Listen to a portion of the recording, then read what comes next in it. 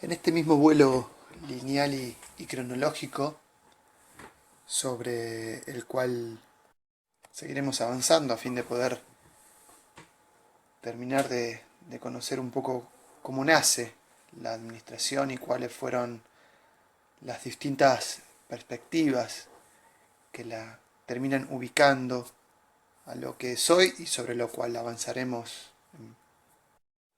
en futuros encuentros. Nos centraremos en todo lo que ocurrió a lo largo del siglo XX, cómo a partir de esta teoría general de la administración, cómo a partir de esta nueva posibilidad de desarrollo a partir de un método y la intención de ubicarla en un lugar de ciencia, ha hecho que a lo largo del siglo XX se hayan desarrollado diferentes escuelas, diferentes modelos y diferentes teorías. En esta pequeña línea de tiempo que yo les muestro, no están todas, solo están algunas que consideré más relevantes, más importantes o más trascendentales para avanzar sobre el concepto. Además, claramente quisiera aclarar que esta línea de tiempo solo marca el momento de mayor auge de cada escuela. No es que ellas hayan sido desarrolladas solamente en esos años, al igual que no solamente fueron puestas en práctica en esos años. Ya vamos a ver a medida que las vayamos conociendo, que vayamos avanzando sobre cada una, que en la actualidad son muchas las que siguen formando parte de nuestras organizaciones. Muchas de ellas siguen siendo tenidas en cuenta actualmente. Tal vez no a un nivel puro, que es lo que vamos a ver en este avance, sino que hoy las vemos bastante más mezcladas, bastante más relacionadas, sin la posibilidad de una actuación pura en las organizaciones. Claramente nos está pasando nuevamente lo de Newton, es decir, que todos los desarrollos siguen basándose en producciones anteriores, estando de acuerdo con ellas y ampliándolas, o por el contrario, discutiéndolas y tratando de refutarlas.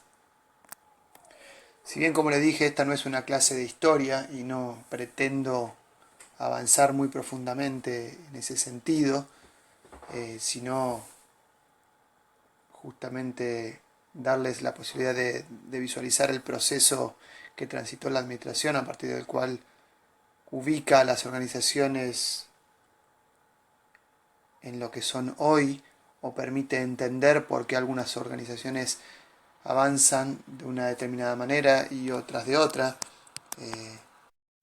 mostrando claramente los diferentes principios que mueven a la toma de decisiones dentro de ellas.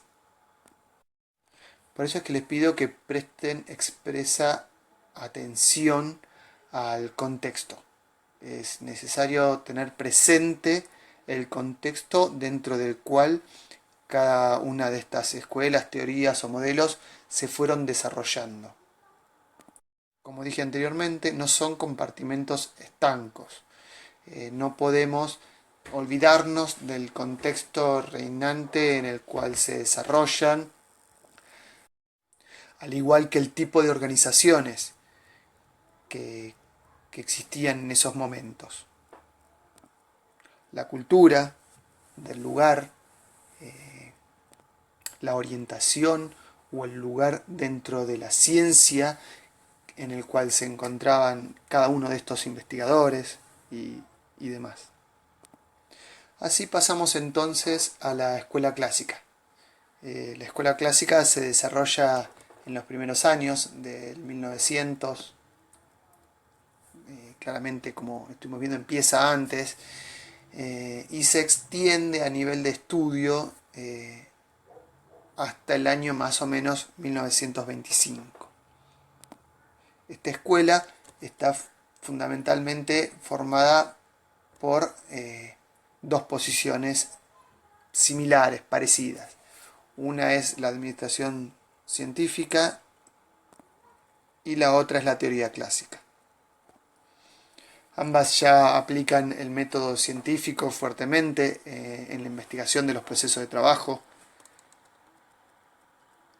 Ambas se sitúan post-revolución industrial, con lo cual ya el concepto de eficacia, digamos que estaba resuelto por la revolución a nivel organizacional.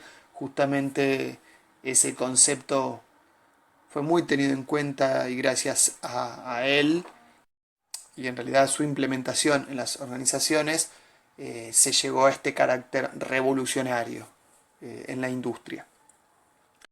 Por lo cual en aquellos años lo que estaban necesitando es la búsqueda de la eficiencia en las organizaciones, el aumento de la productividad y la mejora en ese aumento. La mejora me refiero en cuanto a la utilización de recursos, de materiales, de materia prima, que era algo que la revolución industrial había dejado un poco de lado, sobre todo enfocándose en los grandes volúmenes, en la cantidad de lo producido.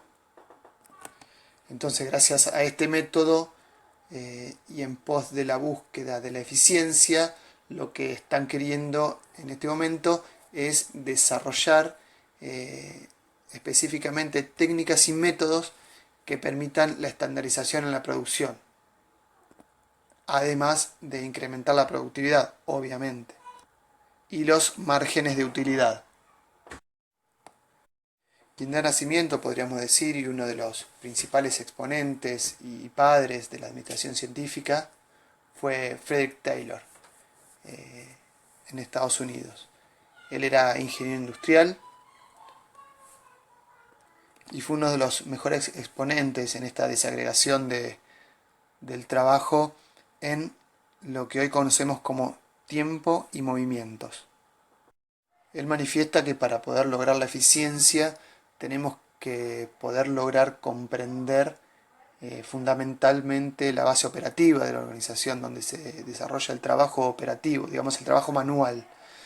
Ese trabajo manual estaba compuesto específicamente por estas dos variables extremadamente importantes que son el tiempo y el movimiento. Él manifiesta que el objetivo de la administración debía ser poder pagar buenos salarios y tener costos unitarios bajos. Esto permitiría claramente una maximización de las utilidades de los dueños de estas fábricas, de estas industrias, minimizando así al máximo posible los costos de producción, pudiendo con ello además beneficiar a los obreros.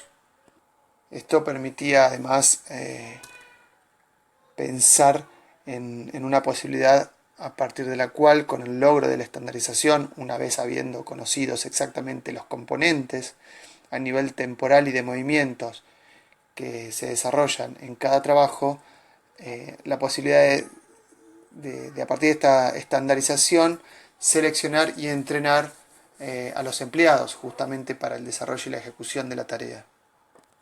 Y en este caso las aptitudes de los obreros empiezan a jugar un papel preponderante en este tipo de decisiones. En este estudio Taylor identifica tres problemas fundamentalmente en las organizaciones. Una es la holgazanería sistemática de los operarios. Él dice que el hombre es holgazán por naturaleza. La otra es la desconexión, el desconocimiento de la alta gerencia de las rutinas, de los tiempos, de los tipos de movimientos necesarios para cada ejecución y cada proceso. Y la falta de uniformidad y de lógica en las técnicas o métodos del trabajo en las diferentes organizaciones. Él decía que era imposible hacer un análisis porque todas las organizaciones se manejaban de manera distinta y la lógica y la metodología a partir de las cuales avanzaban sobre sus procesos eran absolutamente diferentes entre unas y otras. lo cual impedía y dificultaba altamente la posibilidad de estudio. Volviendo entonces, también como él manifiesta que justamente hay una necesidad de aumento salarial hacia los empleados y de maximización de utilidades hacia los empresarios, él dice que justamente a ambos los une la búsqueda de la prosperidad. Esto entonces lo lleva a determinar que nadie tendría mayor prosperidad que quien lograra la mayor productividad. A mayor productividad, mayor prosperidad. ¿Y cómo hacemos eso? Gracias a la organización racional del trabajo.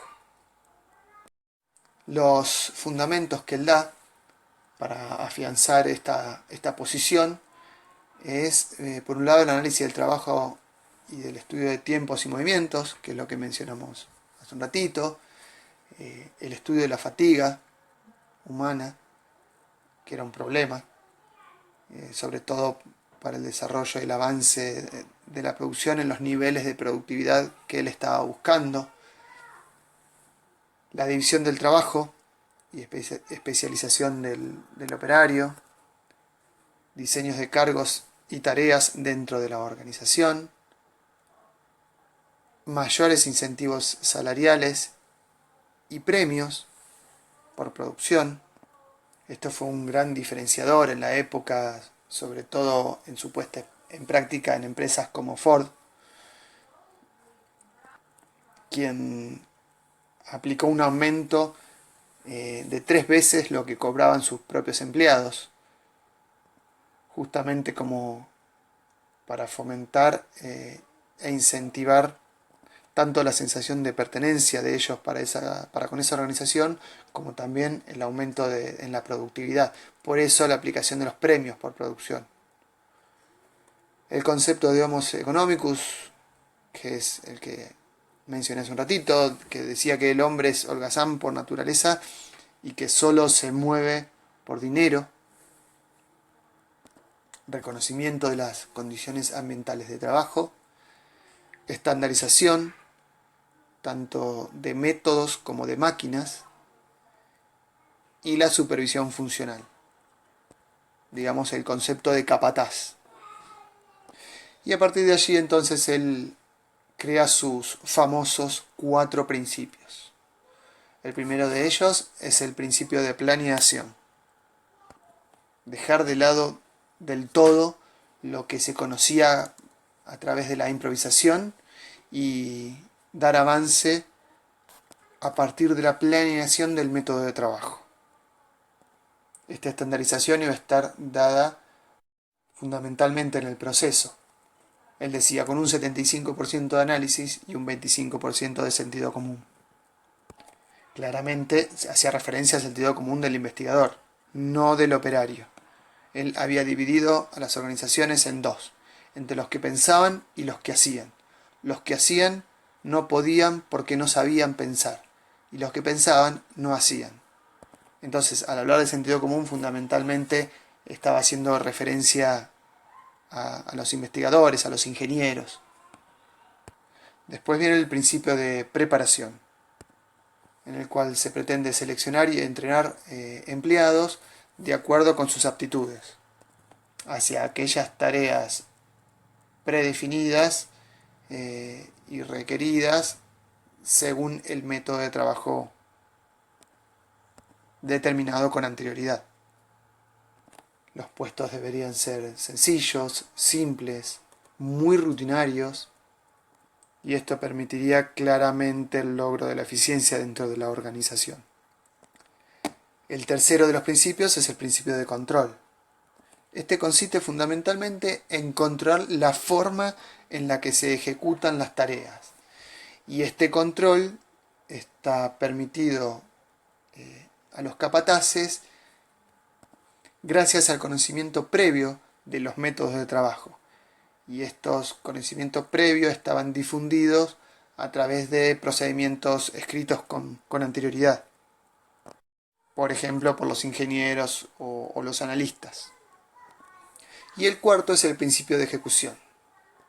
que afirma la necesidad de establecer una disciplina en el trabajo, un nivel justo y aceptable de desempeño y un sistema de pago, un incentivo que iba a premiar a quien superara el nivel predefinido como aceptable.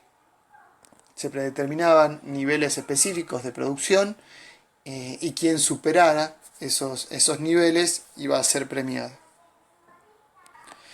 Taylor, como dije anteriormente, nace en Estados Unidos y se desarrolla fundamentalmente ahí. Sus investigaciones se basan en organizaciones, en empresas industriales de Estados Unidos.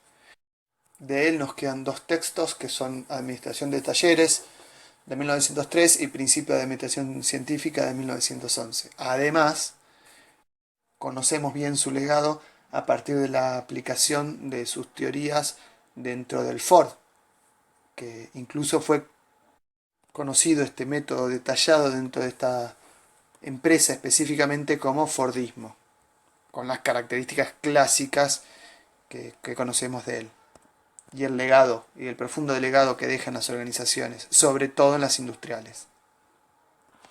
Mientras tanto, en la misma época, en Francia, aparece también Henri Fayol, que era otro ingeniero industrial, que a diferencia de Taylor, si bien buscaban más o menos lo mismo, él no se basa en su estudio, en la búsqueda del trabajo y la diferenciación en tiempos y movimientos, en la base operativa de la organización, sino que Fayol se basa en el estudio de trabajo de los administradores. Él se posiciona en la estructura de la organización. Él tiene en cuenta fundamentalmente ese lugar. Es decir, a nivel de visualización gráfica, lo que podemos entender es que en esta pirámide, que podríamos llamar organización, Taylor hace su estudio y su búsqueda de abajo hacia arriba, es decir, de la base operativa, y avanzando con el logro de la eficiencia hacia la cúspide. En cambio, Henri Fayol lo hace desde la cúspide a la base, porque justamente centra su estudio en el trabajo de los administradores, de quienes planifican, de quienes planean, de quienes se desarrollan a nivel de la estrategia. También, en última instancia, busca lo mismo que Taylor en relación a la administración integral aplicable a cualquier tipo de organización. Es un poco más rígido también que Taylor en su pensamiento, en su investigación, en su avance de la investigación, en tanto que se ubica en esta época al sujeto, al operario, como parte de esta maquinaria llamada industria. No es tenido en cuenta mucho más allá de ahí. Los beneficios que empieza a adquirir el operario no son tanto pensando en él per se, sino que en realidad lo que se estaba buscando, como mencioné anteriormente, era la maximización de las utilidades y el aumento de la productividad. Fayol llega a decir que el individuo es una constante. Se le dice qué hacer y lo hace. Él hace los primeros reconocimientos del proceso administrativo y de las funciones básicas de la empresa. Funciones técnicas, comerciales, financieras, de seguridad, contable y administrativas. Las especifica y las determina. Lo mismo que el proceso administrativo. Él habla de un proceso administrativo que debe poderse cumplir a partir de las funciones de planeación, organización, dirección, coordinación y control. Después, a lo largo del tiempo, la función de coordinación se empieza a desaparecer y empieza a formar parte tanto de la dirección como del control, con lo cual a nuestros tiempos el proceso administrativo llega solamente con 4 funciones que veremos más adelante, que son el de la planeación, organización, dirección y directamente control. Y Fayol nos entrega lo que son los 14 principios y acá vuelve a haber otro corte grande en la administración justamente por esta predeterminación a partir de la cual se manifiesta la estructura. Estos principios, y los vamos a pasar muy rápidamente, son división del trabajo, autoridad y responsabilidad, disciplina, unidad de mando, jerarquía, unidad de dirección, centralización, orden, equidad, iniciativa, estabilidad del personal, unión del personal, subordinación del interés particular al interés general y remuneración del personal. Resumiendo, entonces, podemos decir que estas dos teorías, con la participación estelar de Frederick Taylor y Henry Fayol, van a ser quienes componen lo que terminamos denominando como escuela clásica en la administración. En el primer cuarto del siglo XX.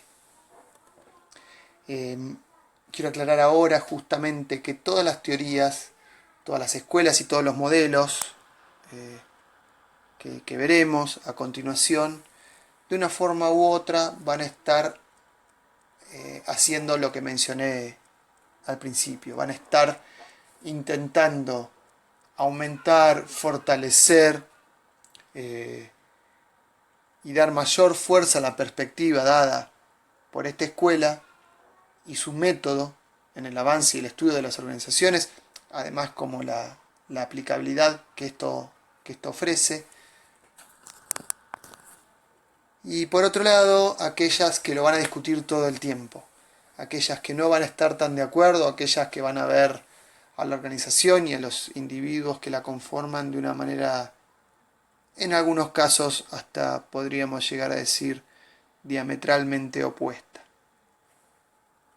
Esto es así casi hasta nuestros días, porque actualmente, ya a fines del siglo XX, principio del siglo XXI, estamos viviendo una transformación en la administración. No tanto a nivel de organizaciones, no tanto a nivel de aplicación, sino más a nivel de estudio, de avance en la ciencia, no tanto así en la práctica de las organizaciones. Pero lo único que les puedo mencionar es que en estos últimos años, a diferencia de lo que sucedió en el siglo XX, como les decía, que era a favor de los clásicos o en contraposición a ellos, lo que está pasando hoy es se está intentando avanzar sobre una deconstrucción, avanzar a nivel filosófico con una intención, digamos, de análisis previo a los clásicos, previo a Taylor sobre todo, al igual que el filósofo alemán de mitad del siglo XIX, Friedrich Nietzsche, que hace una crítica a la metafísica de la filosofía, haciendo un intento de volver a lo presocrático. En la administración sucede algo similar. Se intenta esta deconstrucción, se está pensando actualmente esta deconstrucción a instancias preclásicas, pre-Taylor, pre-Fayol, pero todavía fundamentalmente a nivel de estudios estamos. Cerrando y como conceptos clave a estas instancias podemos mencionar como la segunda revolución industrial, que es, digamos, el corte que nos convoca en estos momentos, y el segundo concepto, que es un pilar fundamental para que esta segunda revolución industrial se desarrolle, que es el método científico, aplicado específicamente al estudio de la administración y de las organizaciones. Insisto, dando así comienzo a lo que conocemos actualmente como administración en tanto ciencia.